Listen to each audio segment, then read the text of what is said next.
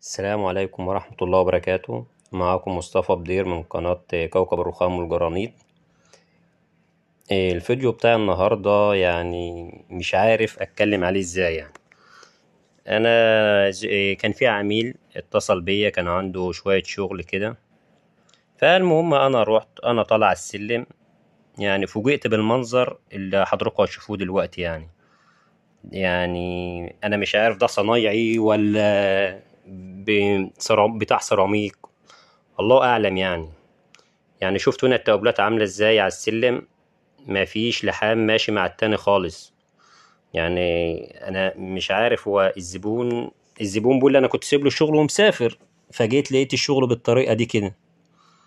فشوفوا انتوا بقى كده وقولوا ايه رأيكم على الصنايعي ده. يعني مش عارف اذا كان بتاع سيراميك، يعني لو بتاع سيراميك خليك في شغلك في السيراميك، ايش دخلك في الرخام انت يعني؟ اما تعمل شغل بالطريقة ده، يعني ده لو واحد لسه بيتعلم الشغل ما كانش عمل الشغل بالطريقة دي نهائي نهائي نهائي.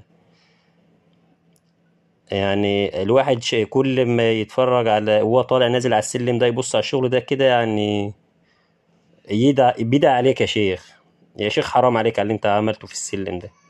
يعني 3 ادوار مبوظ الشغل للراجل خالص.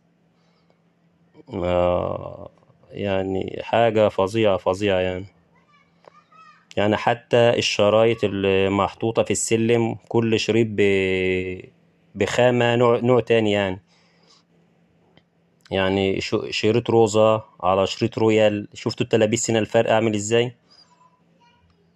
وشغل يعني كله استغفر الله العظيم من اوله لاخره شفتوا هنا التقابلات عاملة ازاي برضك. فانا مش عارف يعني اقول ايه على الفيديو ده يعني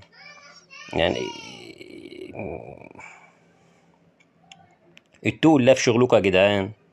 يعني الطريقة الشغل ده ما ينفعش خالص يعني لو انا مش زبون كنت خليتك يشيل الشغل كله على حسابك اما بالطريقة دي كده ما ينفعش. قولوا لنا ايه رأيكم في التعليقات يا جدعان على الشغل ده كده.